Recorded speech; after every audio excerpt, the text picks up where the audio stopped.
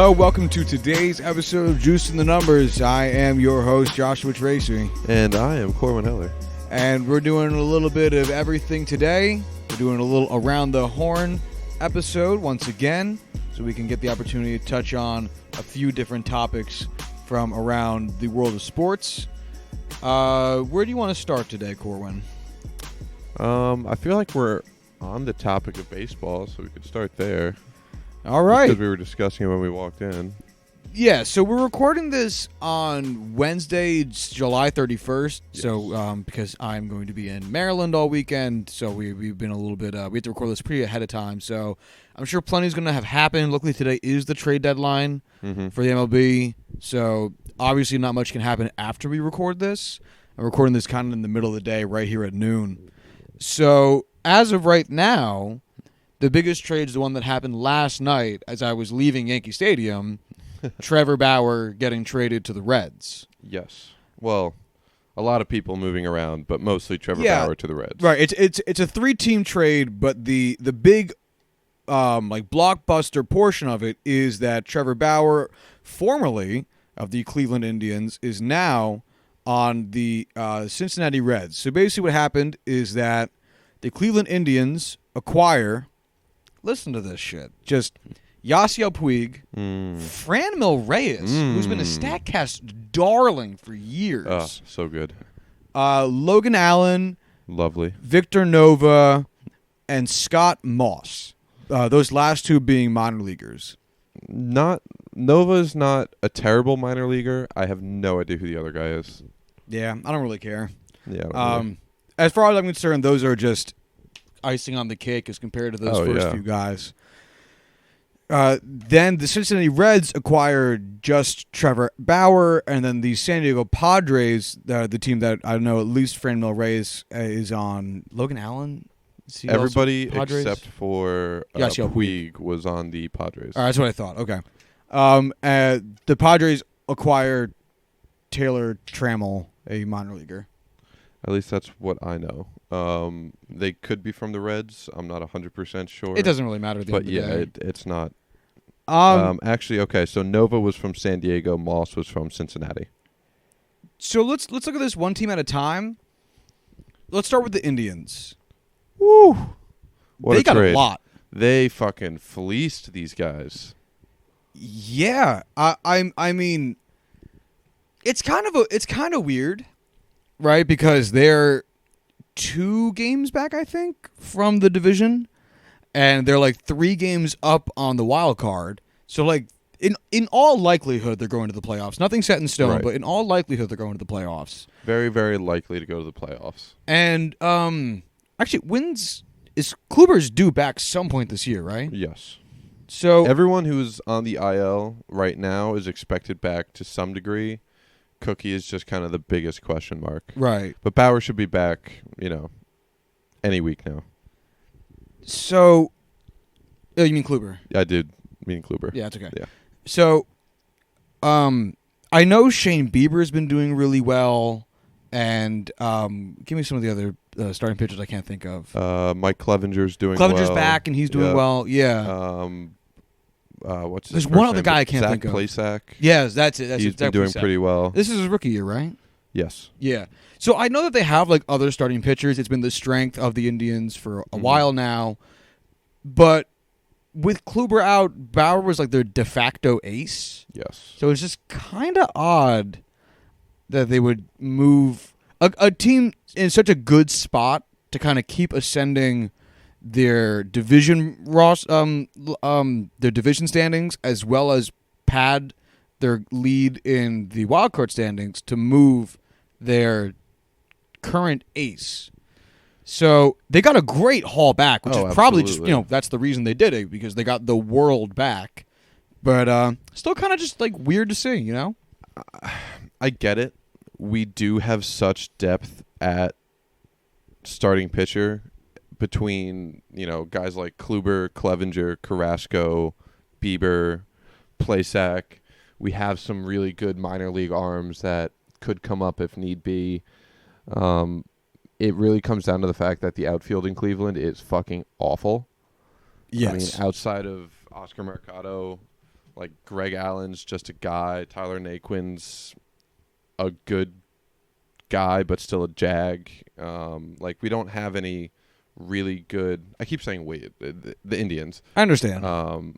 Don't have anybody really as a star in that outfield, and there's no power to be, Yeah, plus that spoken DH spot's basically been vacant, so. Yeah, because Jake Bowers is not what we expected Jake Bowers to be. So instantly left field with Franmil Reyes, right field Yasiel Puig, and keeping Mercado in center is a major upgrade, especially since I'm sure there will be a rotation with DH there.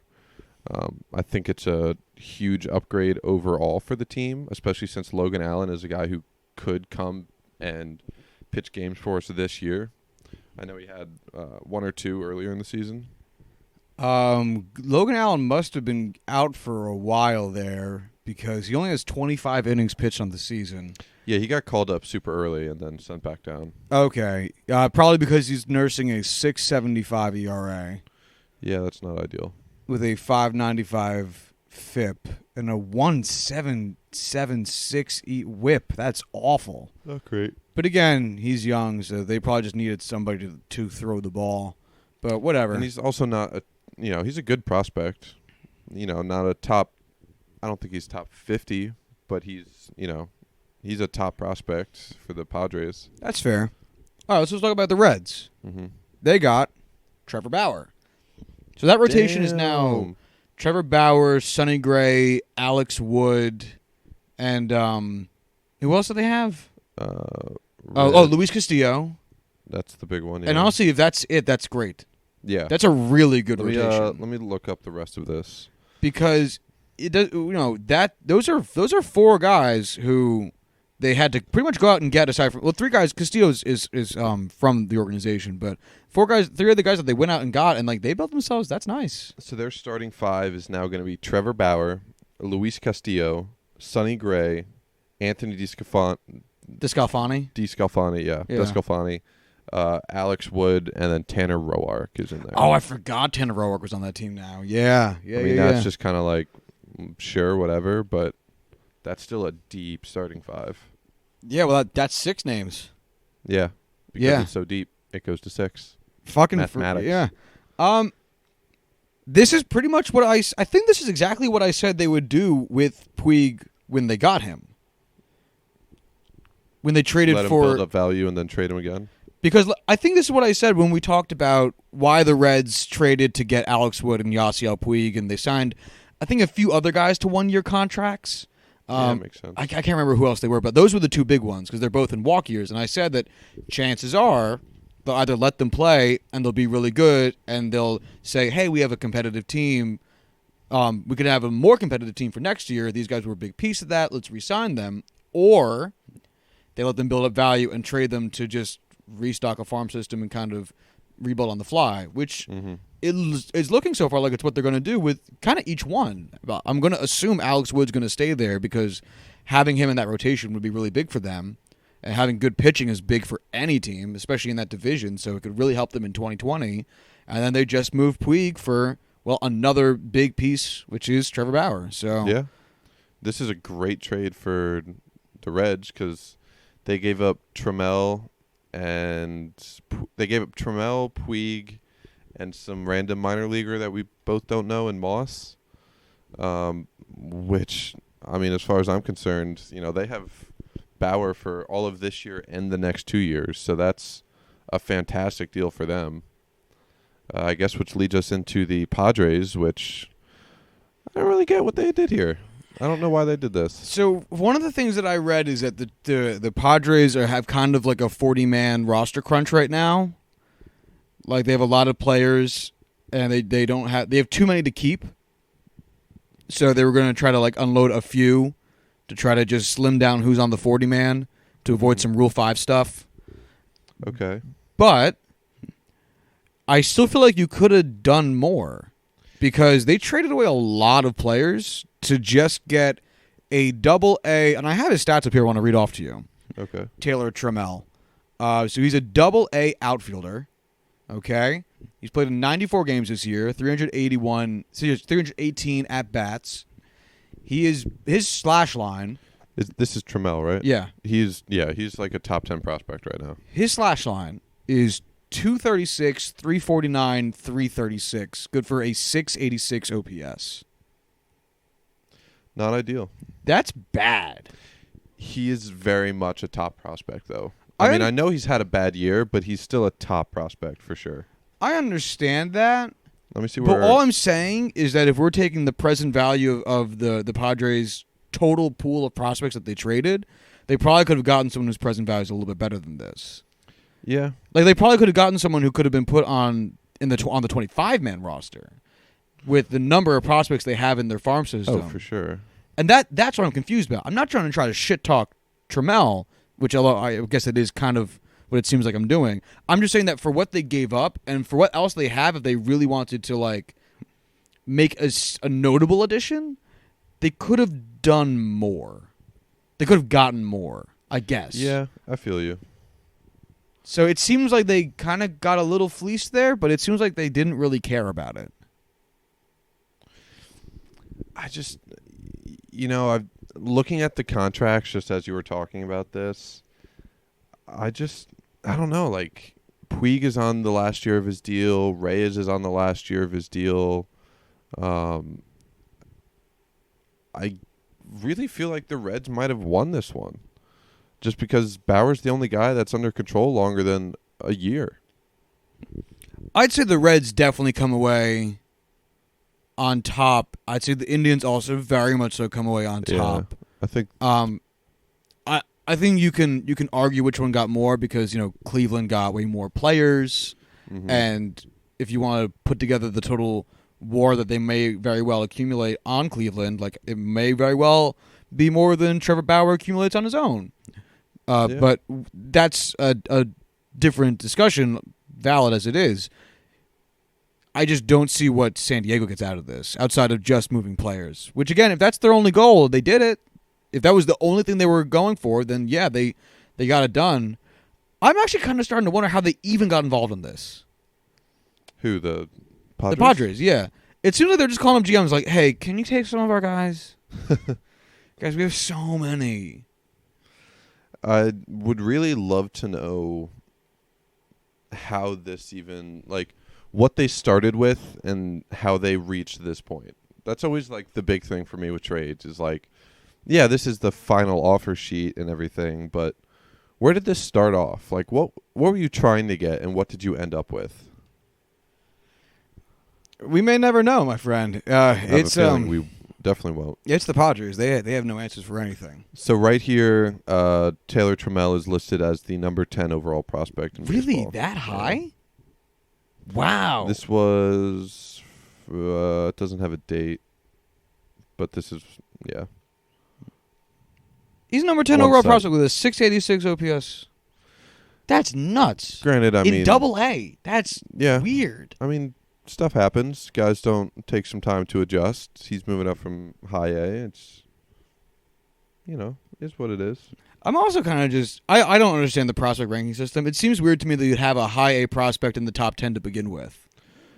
Yeah, I mean, Wander Franco is the number 1 overall prospect right now, according to absolutely everyone, and he's 18 years old, and I think might have just gotten promoted to Double-A for the first time.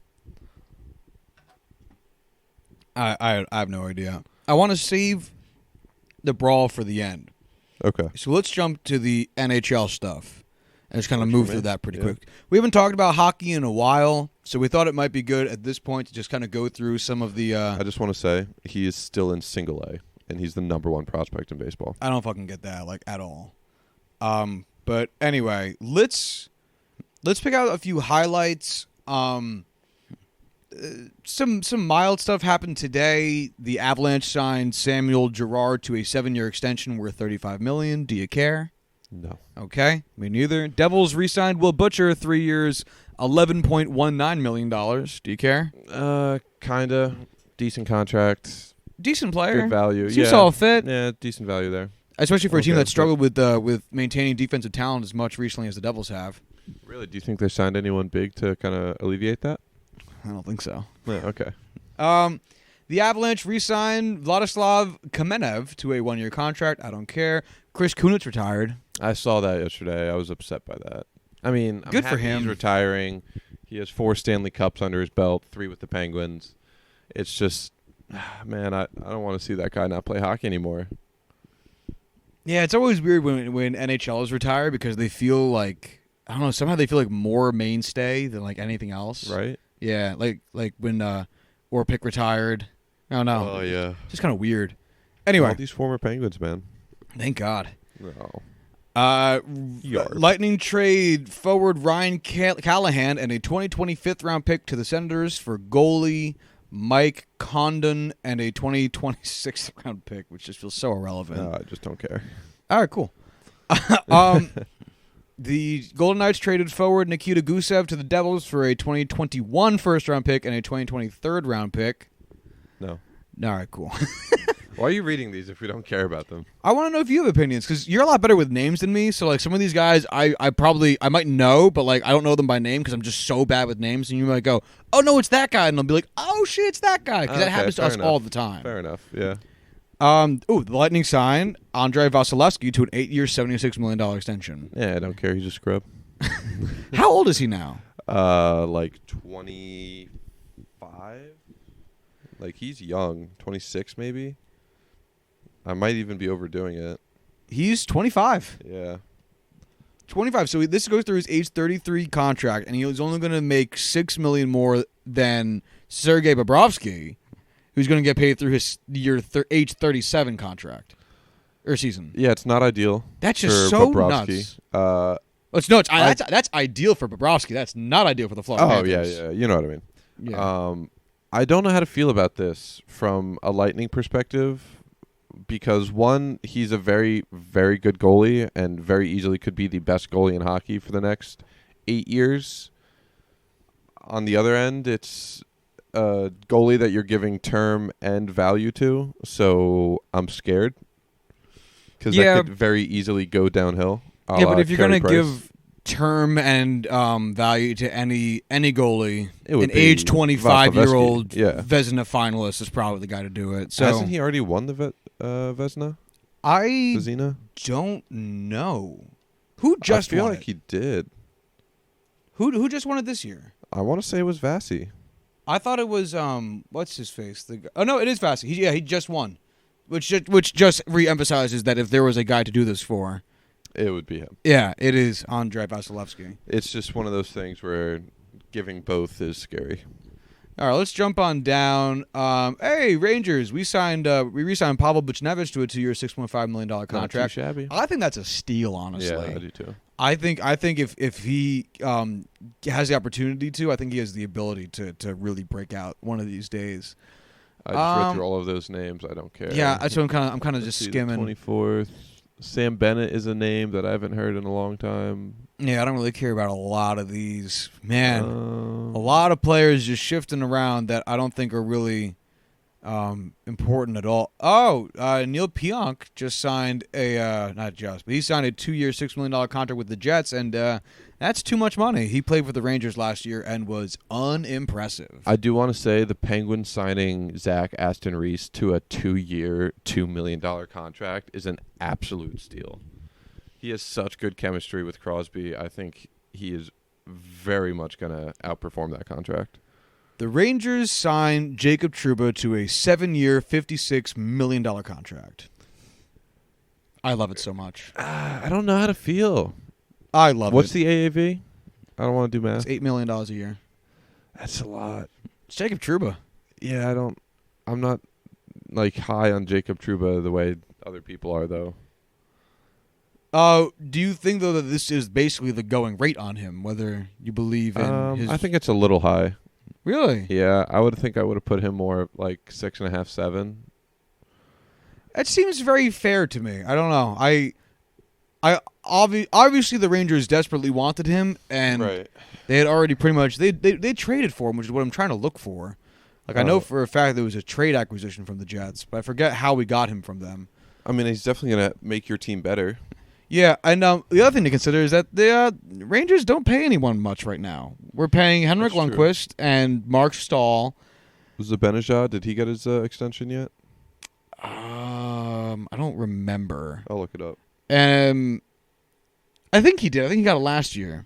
God, trying to spell Zibanejad's last name is Difficult. It's yeah. a doozy. And like Chris Kreider's on the books, but like I don't think he's like that crazy much. As we all know, I think he's gone this year. Defenseman, I'm very on the fence about it, and I don't think so. If I had to pick, I'd say he's not. Because I don't think it makes sense to do guys, because all you're doing now is burning the purse. But for a team that's like a hopeful, a playoff hopeful, at least in their own eyes, like I just don't get it. PK Subban got traded. He's now a New Jersey Devil, which is good for them. Yeah, I mean, I think he's really going to help out their defense. I think feels like we just talked about this. It is almost like we just talked about this, just lost all of our audio, and now have to start completely over. I think he's a great leader on defense. I know we literally just talked about it. He's an offensive first defenseman who doesn't, quote-unquote, play defense. But I think he will do enough to really help that back end, enough to help out Mackenzie Blackwood, their young goalie. I think we can both agree that regardless of how well Subban's defense is going to be this year, it's going to be goaltending for the Devils. As like the biggest question mark? Yeah. Or that will make or break their season. That will make or break, yeah. Okay. Yeah. I think the biggest question mark is still going to be how much Hughes and Nico Hischier, thank you so much. Yeah. Really improves, but yeah, I would agree that make or break is goaltending, and whether or not they give the nod to Schneider or Blackwood, and whether or not either of those guys can play at an NHL level. Yeah, I really think that's what it's going to end up coming, because their defense will probably be like league average, if not maybe marginally better this year, which would be a huge step up for them. Right. But if their goaltending needs to be league average, which would also be a step up for them. I know we just talked about how much PK Subban is not a defensive defenseman, but he is still the Devils' most defensive defenseman. He's by far going to be the best. Yeah. This is like what everyone said Robbie Cano was going to be when he got traded to the Mets. He's going to instantly be the Mets' best hitter, and now he's not. He's not. No. Oh, boy. God, the Mets suck. Yeah, they do. It's fucking hilarious. You want to talk more shit on the Mets for a full episode? It's so easy. It's just really so is. easy. Because, like, I don't hate them. Like, I don't dislike the Mets, even though, like, a lot of Yankees fans dislike the Mets. But it's so easy to shit on them that it makes me hate them because they're so poor. I think that's what it is. They're just so poorly run, it makes me mad. And because I'm not a fan of theirs, I don't have to be like, still going to watch the games, because I'm going to be like, nah, fuck that shit, still going to watch them Yankees. But, oh well. I think they're really fun to laugh at. Oh, they're great to laugh at. They're an easy team to laugh at. Oh, for sure. Is there anything else really with the world of hockey right now? Feels all quiet on the Western Front right now. Yeah. Do you know if I don't think we lost the part where we talked about Chris Kunitz retiring. No, yeah, he's still retired. Yeah, still retired. Yeah, I mean, not much has been going on with Sebastian Aho still isn't as good as Sidney Crosby or Alex Ovechkin. Yeah, I do not want to say that was my point, but yeah, we can definitely agree on that. Anyway, so let's take it to the NFL, where the only big thing recently has been the Michael Thomas signing. Their extension. What a fucking contract, too. 5 years, $100 million. $61 million guaranteed.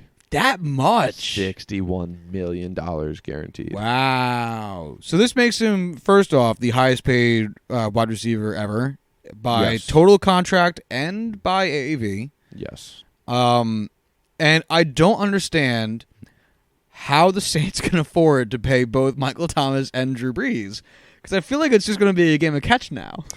It's because the salary cap is a myth and doesn't Apparently actually so. exist. Yeah. It's so easy to get Rams. around it. It's wild. Do you think he's worth this money? I think that's a question we ask a lot, and I think it's got to be asked in two phases, like we just did for Jacob Trouba. Do you think he's worth it, and do you think that's what it takes to keep him or get him? Do I think he's worth it? Probably not, only because I don't think he's the greatest wide receiver ever, or even of this current generation.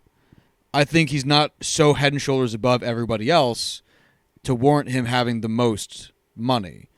I think he's squarely in that class, but to say that he's like head and shoulders like that, I don't think it would be true. Do I think that's what it takes to keep him? Absolutely. And you do that you do that signing every single day. Like, they need Michael Thomas. I think he could easily become the best wide.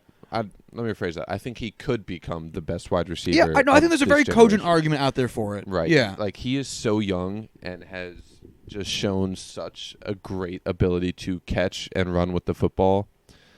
I think you could easily. I keep saying easily. It will not be easy, but it is quite possible he does grow into that because of the talent we've seen. I mean, he's only, like 24? He's so young that he has so much time left to play ahead of him that he could really do a lot of great things.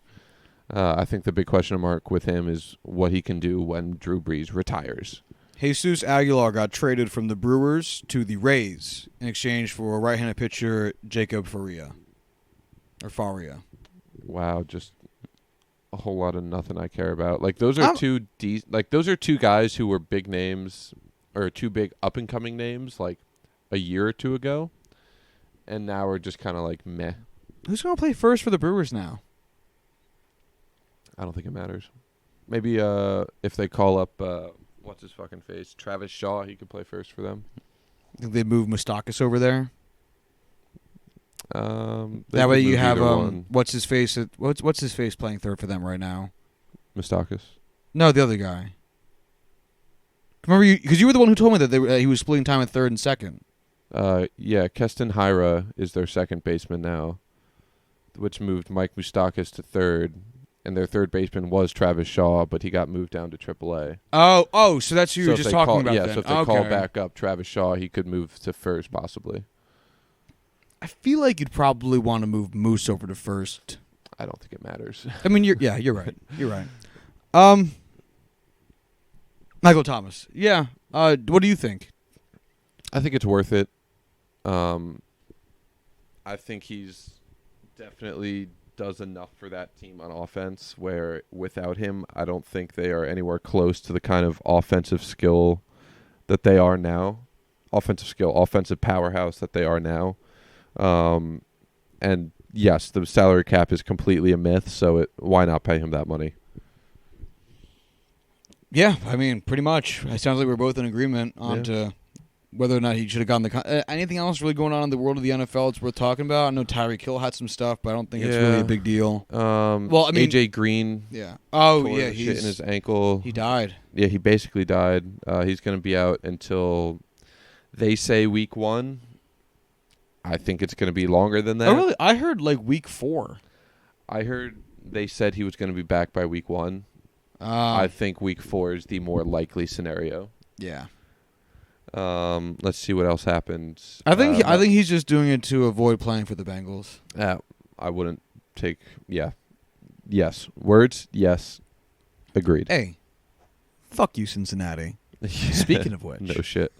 Melvin Gordon's still holding out. Good for him. Yeah, I guess. I don't know if I agree with his stance that it's hard to find really good running backs. I think running back is a very replaceable position. It's probably the most replaceable position. Yeah, I mean, I feel like long snapper is pretty replaceable, but you're probably right, but it's not sought after. No, At least it's running not. back's sought after. Yeah, I don't think it's going to work out well for him. We literally just went through this with Le'Veon Bell, and everyone agreed that was a very dumb decision. I think Le'Veon got what he wanted out of it. But that doesn't make it a smart decision. I think if you get what you want out of it, I think it is the smart decision, and I think he got what he wanted out of it. I'm not saying he didn't. So what do you think? I'm not saying he left money. He didn't leave money on the table because he, in all likelihood, left money on the table. I think he wanted to get signed to a long-term deal, and didn't care what that took. We offered him a long-term deal. Just not to his liking. I don't know. I'm assuming because he didn't take it, whatever the Jets offered him was more in line with what he was expecting. Josh, I know you've read the report I wrote on this scenario. Of course I did. Yeah. Sure. He fucked up. I just forgot it forever ago. But I don't. the only reason I'm saying this is because Right. there's literally no other justification for why he did it. Because I don't think he's just stupid. I don't think he's a smart guy, but I don't think he's just stupid. The key word there is just. Yeah, like he clearly, whether it goes beyond like term and value to just where he felt slighted for some reason by the Pittsburgh Steelers, like there was a reason for it, and he still ended up getting a long-term deal with money after it. So I think Gordon's looking at that and saying to himself, all right, despite the fact that this man missed literally an entire NFL season, he still ended up getting paid afterwards without having to risk playing. And that's what he wants. So that's all. This is, remember when I was trying to justify some Hall of Fame shit the other day? This is me just trying to put some logic into the situation here. I get it. No, I do. Yeah. But I just don't think it's going to work out the way he wanted it to. Like, I think Le'Veon had his scenario end where he got a good, fallback option with the contract that he got. I don't think it's what he sought after the whole time. That's probably true. And I just don't know why seeing it happen to a better running back that Melvin Gordon can just go out and be like, suck my dick, pay me money, and like it's the Chargers. It's not like they don't have experience with marquee players holding out and then them coming away victorious. Yeah. So who knows? Yeah, it's going to make an interesting case because I didn't expect to see a follow-up to the Le'Veon Bell incident in literally the next season. So quickly. Yeah. Here's a question for you. Are you going to try and draft Melvin Gordon in fantasy this year? Or are you just going to avoid him completely? Oh, I avoided Le'Veon Bell. I'm going to avoid Melvin Gordon. Yeah. I don't think I would go after, not Le'Veon, go after Melvin Gordon this year. Not after what Le'Veon pulled. Yeah, like even if he falls down to like the second round, if there's no good news for this, What's the highest round you would take him in? I would take him in the third just because. I picked the fourth. Yeah. I mean, I think it comes down to what kind of news happens between now and whenever our draft ends up being. I just don't think it's enough reward to really risk losing a guy for that long. Yeah, pretty much. Watch like Steph draft him in like the first round still. She loves him. I know. Anyway, not that she's wrong to. Right. The man does the work. He did go to Wisconsin though. Ugh. Wisconsin, the badges. All right. So the brawl yesterday between the Pittsburgh Pirates and the Cincinnati, why are we here, Reds. A lot went down in that. So if I can summarize, I'll do my best. There was a disagreement wherein Derek Dietrich, for seemingly the 10,000th time this season, was pitched at. He's a dick when he plays in Pittsburgh, whether or not it's deserving or not. Yeah. So they threw at him, and they threw above him. Yeah, they tried to throw at him. They did their best. And I believe the benches got worn, but I don't think anything actually happened after that. Not really. There was then a disagreement over a strike zone, which caused the manager of the Reds to come out and get tossed because he was arguing over the strike zone. His name is also Bell. Oh, yes, right. Le'Veon, David Bell, right? Yeah, something like that. Yeah, and I was going to say you should say Josh Bell. Also true. Yeah. Pittsburgh and Bells. More like whom Philly. Ayo. That was a bad joke. Yeah, let's move on. We both made bad jokes. So he gets tossed. Then this guy, Amari Garrett, I think is his name. Amir Garrett, thank you. He had a rough inning where he ended up letting up 2 base runners before a 3-run home run, to which Amir Garrett being a pitcher for the Reds, to which the Pittsburgh Pirates bench let him hear it. Yeah. He objected to this. So what he did was, and you hear it a lot when you watch broadcasts, but I've literally never seen this before. I've never seen it either. In my life. I've never seen it going seen it back attempted. into like old baseball fights and shit, because like I was showing Kel like the Robin Ventura fight today because I was talking about brawls and shit. Like I've just never seen this. He calls out to the bench coach because the bench coach is now managing since the manager already got tossed. And he basically says, you better get a relief pitcher warming up right now, because I'm about to go get thrown the fuck out of this game. Because you see the manager take the ball, and he looks confused. And he just starts pointing to the bench, and that's probably to indicate, hey, get a relief pitcher up. And then the second he takes the ball and, like, checks with the manager, he's like, all right, you got the guy warm? All right, good, yep, okay. And then just takes off solo. Nobody, just him, to take on the entire Pittsburgh Pirates bench. He and literally just goes does, like, in swinging. He literally charges in like something out of what's the movie? Braveheart. It's like he's William Wallace charging at a wall of soldiers, and just immediately, I don't throwing remember. hands. Yeah, no. Not even punches. He's literally throwing hands. In my mind, I know I watched this 10 minutes ago. It was very much longer than 10 minutes ago, but it feels like 10 minutes ago. Yeah. He literally jumps up in the air and just does like a diving punch in. I don't know if that actually happened, but in my mind it did. Basically, he like missed a guy on the head, but then like gets him on the head, and then it just all hell breaks loose. I just want to say before it started, I loved the reaction of the Pittsburgh players that he charged at, because they were so confused at what was going on. Oh, yeah. They had no idea it was coming in that hot. The second he takes off and the fight starts, David Bell, the ejected manager, comes flying, not out of the bench because he got tossed, out of the clubhouse to go involve himself in this fight. And when I say involve himself, I don't mean break it up. No. I mean grappling with the other coaches. Yes. And just he went to the ground. Clint Hurdle. He did, man. Fucking Chris Archer got taken down to the ground by Sonny Gray, which is wild to me. Hilarious. Sonny Gray having the season of his life right now. I'm a Pittsburgh fan, but I wasn't against Chris Sonny Archer. Gray taking down Chris Archer. Puig was livid. Puig by who, by the way? Got traded was 25 minutes earlier. Puig was when this fight happened, Puig was no longer a member of the Cincinnati Reds.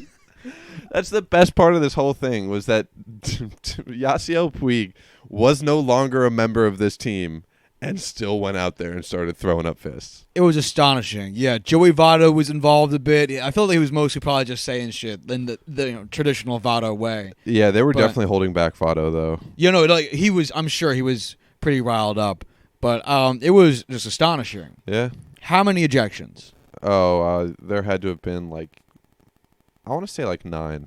On the nose, 9. Yeah. So that brings me to the surprise topic I have for today. Cool. And we'll close on this. Oh, well, before we do, any big takeaways from this brawl? This was the greatest fight I've ever seen, and I love it. I also just want to point out that I said this to Josh earlier. In the past, X number of years, I don't know the specific number, the Pittsburgh Pirates have been involved in exactly 20% of all bench-clearing brawls in Major League Baseball. And that is the funniest fucking thing ever. I guess we're a dirty team. Who knew? It is Pittsburgh. Yeah. What do you think the record is for most ejections in a game? Oh, I don't know. 17. Oh, nice. 17. Give me the story. It was it was an August game in 1984. Braves Padres. All right? Here's what happened. Yes. I'm just going to put the mic down and listen. So, there's a lot of preamble to what I found, because I saw that and I was like, I need to know, right? Much like my 100 pitch inning story, I needed to know how 17 people got ejected from this game, and man, is it interesting. So, anyway, I'm going to skip a lot of the preamble and just kind of get into it. So the Braves had a 2-0 lead going in the bottom of the first. This guy, Perez, whose name I already lost because I couldn't find it, Pascual Perez, he comes to lead off the bottom of the second, right? So with the when Perez came up into the bottom of the second, the San Diego pitcher Ed Whitson tries to hit him, but threw a wild pitch, and both teams were warned. At the end of the plate appearance, Whitson had struck out Perez. Anyway, the Braves got another run, 3-0. But the benches were warned, and when that basically that means that the umpire comes out a little bit, and he points at each bench very aggressively, and basically that says if you want to start more shit, people are going to start leaving this diamond. All right? That's your warning. Naturally. So, bottom of the fourth, Pascual Perez comes up again, and it's still Ed Whitson pitching. He tries to hit Perez. Not once. Not twice. 3 different times. And misses on all of them. So, after the third time, the umpire, the home plate ump, Stephen Ripley, is like, all right, dude, like, what the fuck? And he throws Whitson out of the game. So that leads to San Diego's manager, Dick Williams, charging on out. He gets thrown out of the game. So now we're on Greg Booker, who is going to be our active manager, as well as Greg Booker took over for... Greg Booker took over for Whitson as the pitcher. Ozzie Virgil Sr. became the active manager of the San Diego bench. All right? In the top of the sixth, the Padres batting, both of the 2 replacements were themselves ejected, Booker and Virgil. I don't know how. It doesn't say. But somehow, while the Padres were batting, the new pitcher and the new bench coach were also both ejected. Snorting drugs on the field. Who? I don't know. Well, no, they were in the bench. That's what I'm saying. Unless I don't know then. Unless Booker was hitting since it's the National League, I have no fucking clue. So now Jack Kroll becomes the 3rd manager for San Diego tonight. All right? Greg Harris becomes their 3rd pitcher, and they get through 2 innings with no issue. So after 7.5, the score stood at 5-1 Braves. The Braves come up to bat in the bottom of the 8th. This guy named Craig Lefferts comes into relief pitch for the Padres. And then guess who comes up to plate? Pascual Perez. Who else? Gets hit by a pitch. Oh, no. This guy's having the worst game ever. Both benches clear. Lefferts was ejected. Kroll was ejected. The Padres had 3 managers ejected this game and 3 pitchers. That's insane. That's insane. Bob Horner of the Braves was out with a broken hand and in the press box, but as the ongoing bloodbath had been evident, he had gone to the locker room and suited up. I love it. After the game, he said he didn't have to be a brain surgeon to figure out what was going on. The brawl lasted 10 minutes. What? I have a video I'm going to show you. Oh, fuck yeah. Perez, it's funny because when you watch it, Perez doesn't even involve himself. Perez gets hit by the pitch and just kind of walks away. Meanwhile, a brawl, like this is a good fight. You're going to like this. Nice. Goes down. San Diego first baseman Champ Summers, ejected. Padres left fielder Bobby Brown, ejected. 3 different Braves who had come from the dugout and the bullpen to join the fray, Rick Mahler, Steve Bedrosian, and Gerald Perry, all ejected. So far, we have 11 ejections. There's still 6 more that need to happen. I don't know how this could occur. 8 ejections on the Padres side, 3 on the Braves side. So fuck the dads, man. Now it's the top of the 9th. Donnie Moore is now pitching for the Braves. And, top of the 9th, Braves are leading, 3 outs, and the game is over. And you got to be thinking to yourself at this point, how are there 6 more ejections in 3 outs? Well, he hits the first batter. He hits Good. Greg Nettles. So Moore gets ejected. There's another one. And so is the Braves manager at the time, Joe Torre. Also gets ejected. Wow, Joe Torre was around back then. I mean, obviously he was around back then, but I didn't realize he was coaching for the Braves back then. Yeah, I think it's more interesting that he's already past his playing days in '84 and managing. Yeah, that's true. Yeah, there he is. Because don't forget, and there had been a warning had been issued in the 2nd inning. It's the 9th. Regardless, once more players start getting hit, everyone's just getting tossed. So that there's 2 more right there. Anyway, after Nettles got hit, he charged the mound and to try to fight Donnie Moore, which obviously gets Craig Nettles ejected. So he's gone. The bench is clear again. Tim Flannery, who was a pinch hitter in the game, he got thrown out. So he could not re-enter. Goose Gossage, who was a relief pitcher, he got tossed for fighting. And San Diego's Kurt Bevacqua, who had been on the bench and was standing in the dugout when hit by a beer, he charged into the stands. Good. Malice at the Palace, the original. The OG Malice at the Palace. The ejections now totaled San Diego 12, Braves 5, which leads us to 17 total ejections. Which, think about this. More San Diego players got ejected this one game than both teams combined in the brawl that happened yesterday. Damn. Yeah. So it keeps going. Like this whole thing gives like a little bit of like a bunch of quotes and fallout from the whole thing. But instead, I've got the video. And would you like to watch? I do. Okay. So this is for the main one where what's really want to leave this in the episode where we're well, I'm going to comment it. watching a video? So yeah, Pasquale gets knocked like right seemingly in the hands. The pitcher gets ejected immediately. He goes off to the side. They're not even involved. The two teams come together, right? Look at this shit. To the ground, grappling. There's Joe West. Watch what happens to Joe, because he's going to get taken to the ground. Man, Joe's always been Look, fat. on the ground. He's going to end up getting ripped off of because he's basically pinning these other two dudes, trying to stop a fight. It's not working. Perez just walking away. He's like, I don't need this shit. I mean, there's literally, like, if you guys zoomed out, there's 5 different fights. There's players trying to drag Joe West off of the Braves batters. You're going to see Joe Torre make a little appearance over here pretty soon. There's Joe Torre just kind of standing around. Everyone kind of gets up. It looks like it's ending. There's chokeholds being issued. Like, there's a lot of finger waving. Some guy named Watson's just bear hugging another dude. That's not on his team. No. Yeah, like there's still this grapple on the one bottom. Dude shove his hands down his pants.